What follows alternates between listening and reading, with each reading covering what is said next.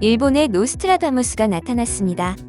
일본의 온라인 매체인 MNI의 2019년 7월 10일자 뉴스를 보면 무려 100% 적중률을 자랑하는 뉴스가 올라왔었습니다. 한 해가 시작되었습니다. 2020년을 되돌아보는 시점에서 이번 영상을 준비해봤습니다. 일본이 스스로 자뻑하고 오히려 일본 국민에게 문매를 맞고 있는데요. 무슨 일일까요? 시간은 2019년 7월 10일로 돌아갑니다. 그때 일본의 온라인 매체인 MNI는 7월 10일 한국의 경제 제재로 가장 우려하는 것들에 대한 기사가 올라왔는데요. 이 기사에 올라온 글이 기가 막히게 아니 100%의 확률로 미리 자신들의 미래를 내다보고 있었습니다. 그럼 관련 기사 살펴보도록 하겠습니다. 첫 번째, 우수한 파트너 상실. 이번 규제로 한국은 비용이 증가하더라도 어떻게든 제3국으로 우회하여 수입하는 방법을 생각할 것이고, 일본은 일본 소부장 업체들의 부도 가능성 때문에 이것에 촉각을 곤두세워야 한다고 전했습니다. 그러면서 최악의 시나리오는 결국 미국, 중국에 이어 3위 수출국인 한국 개발 파트너를 잃게 될 것이라고 우려하였습니다. 두 번째로는 삼성과 SK하이닉스 같은 대기업 파트너 협력 없이는 공급 업체의 기술력도 없다는 우려입니다. 여기서 주목해야 할 것은 공급자의 기술 레벨은 구매자의 요구에 크게 의존한다라는 내용인데요. 이 말은 구매자의 요청에 의한 그에 맞춰 제품을 납품해야 하기 때문에 기술력의 향상 없이는 구매자의 요구를 따라갈 수 없다는 것입니다. 즉, 구매자의 성장은 공급자의 성장을 의미한다고 말하는 것인데요. 이 점에서 우리나라 삼성, LG, SK하이닉스 같은 대기업과 거래를 하는 것은 공급자의 기술 경쟁력을 높이는데 가장 좋은 방법이라는 점을 부각하였습니다. 또한 일본 소부장 업체들이 살아날 수 있었던 점에 대해 일본 기업들의 몰락 이후 다시 살아날 수 있었던 이유가 삼성, LG, SK하이닉스 같은 큰 업체들의 기술력은 날이 갈수록 커지고 그들과 거래를 하였고, 그들에게 소부장을 납품하기 위해 스스로의 경쟁력을 키워 기술 수준에 맞춰야지만 그들과의 거래를 유지할 수 있었다 라고 지적하였습니다. 만약 한국 기업과 거래가 줄어든다면 일본의 세계 최고 수준 기술력은 쇠퇴의 길을 갈 수밖에 없다고 내다봤었습니다. 세 번째로, 한국은 이번 문제에 상하를 걸고 국산화를 시킬 가능성이 큰 것이라는 내용입니다. 한국은 일본 소부장이 없으면 한국의 반도체 산업은 괴멸한다는 의견이 대다수라고 전한 바 있는데요. 한국의 반도체 수출은 총 수출액의 21%를 차지하고 있고, 이것이 무너지면 한국 경제가 파탄난다는 것은 한국 스스로가 너무나 잘 알고 있기 때문에 한국은 사활을 걸고 소부장을 국산화하는 데에 열을 올릴 것이라는 점을 우려하였습니다. 한때 세계 최고 TV 시장을 석권했던 일본이 현재 한국 기업에 밀려있는 것을 생각한다면 지금의 일도 낙관하는 것은 금물이라고 지적하였는데요. 이러한 상황이 지속되면 향후엔 한국산 소재 및 부품 생산 장비들과 경쟁을 할 수밖에 없어서 현재 70에서 90%에 달하는 세계 점유율도 이룰 수 있다고 전하였습니다. 그리고 현 시점에선 이미 대부분 빼앗긴 상태죠. 또한 소재 기업들의 경영이 악화되면 해외 펀드나 기업들의 M&A 대상이 될 수 있기 때문에 일본의 기술이 국외로 유출될 수도 있다는 우려입니다. 소름이 끼칠 정도로 위에서 언급한 말들이 모두 실제로 일어났습니다. 이 정도면 일본의 노스트라다무스라는 말도 과대포장은 아닌 것 같습니다.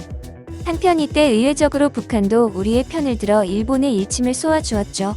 북한 매체는 일본이 한국에게 제재 조치를 한 것에 대해 일본이 갈수록 오만방자하게 놀아대고 있다라며 우리 민족의 이익을 짓밟고 있다고 비난을 이어갔습니다. 우리에게 약점이 있다면 분명 일본에게도 약점이 있다는 사실을 왜 몰랐을까요? 일본이 없으면 한국은 망할 거라는 말과 달리 전문가가 내다본 미래에 대한 기사가 이렇게 100% 맞아떨어졌다니, 일본 정치인들은 일본의 지식인들을 믿어야 했습니다. 위에서 언급한 기사 또한 일본의 한 지식인이 칼럼 형식으로 기재한 것인데요. 이러한 지식인들의 말을 믿었다면 지금 현재의 일본은 어땠을까요? 이들의 말을 귀담아 듣지 않고 버린 정치는 결국 칼날이 되어 돌아와 일본의 수많은 소부장 기업들이 이미 폐업하였으며, 그나마 자본력이 있는 기업은 탈일본을 해서 한국으로 들어왔고, 한국과의 교류가 끊어지며 생긴 경제적 손실로 어쩔 수 없이 기업을 중국 등에 매각을 하며 일자리도 줄어들고 큰 경제적 타격을 입게 되었죠. 이럴 때 쓰는 전문 용어가 있죠. 자뻑.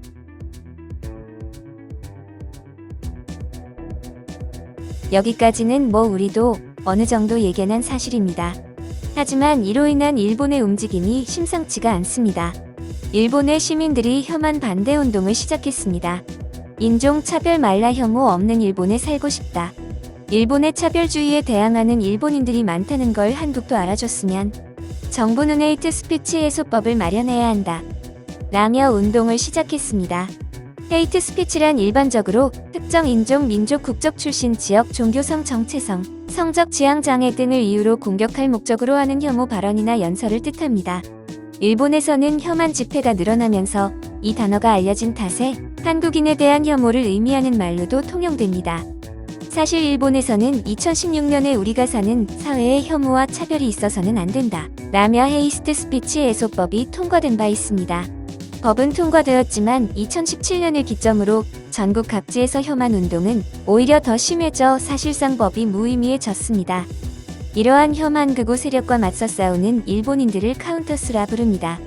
한때 전직 야쿠자이자 혐한 운동가 집단이었던 오토코금이 회원들이 혐한에 반대하는 카운터스로 돌아섰습니다. 역시 야쿠자 출신답게 혐한 세력들을 폭력으로 다 때려눕히면 간단할 거라고 생각한다고 말하였는데요. 이들이 왜 시민운동가가 되었을까요? 이러한 기자의 질문에 이렇게 답변합니다. 다카하시 씨가 야쿠자를 그만두게 된 계기가 카운터 활동이에요. 사실 카운터스 회원들 대부분 직장인들이에요. 전업운동가는 거의 없어요. 회사 끝나고 와서 문서 담당은 공문 쓰고 디자인 잘하는 사람은 팜플렛이랑 굿즈 만들고 그런 식으로 조금씩 하다가 주말에 모여서 차별 반대 집회를 하는 시기였어요. 다카하시 씨가 그런 활동들을 보고 이렇게 멋있는 사람들이 이쪽 세상에도 있구나라고 생각한 것 같아요. 어릴 때 야쿠자들 보고 멋있다고 느끼는 게 있잖아요. 그런 걸 보고 야쿠자가 됐다가 이제 마침 그만두려던 차에 카운터스를 만난 거죠. 또한 한국 문화가 일본에 자리 잡으면서 특히 일본의 젊은 층이 이러한 혐한주의자들에게 강력하게 반발하고 나서게 됩니다. 인터넷 넷 우익이 인터넷상에서 한국에 대한 혐한 발언을 한마디만 하게 되면 카운터스를 비롯해 일본의 젊은 층들이 그에 반박하는 글과 댓글 전쟁을 하면서 넷 우익들은 점점 눈치를 보며 활동을 해야만 하는 상황입니다. 특히 일본의 젊은 층은 거리에서도 내가 좋아하는 한국인을 찾아보기 어렵습니다라고 말하는 상황입니다. SNS를 보면 일본의 젊은 층은 한국인이 되고 싶다, 한국인과 교제하고 싶다 라는 제목 또는 해시태그를 쉽게 찾아볼 수 있습니다. 자뻑의 끝을 보여줬으며 한국인이 되고 싶다는 일본인들, 한국을 그렇게 우습게 보던 일본, 이제는 상황이 역전이 되었는데요. 앞으로 그들의 다음 행보가 기대가 되기까지 하네요. 새해가 밝았습니다. 2020년은 내 인생에서 그냥 없었던 1년이라는 생각이 들 정도로 어떻게 지나갔나 싶은데요. 2021년은 모두 행복한 일만 있길 바라며 무엇보다 항상 건강하시길 바랍니다. 이와 관련된 댓글을 남겨주시면 다음 콘텐츠 제작에 큰 도움이 됩니다. 끝까지 시청해주셔서 감사합니다.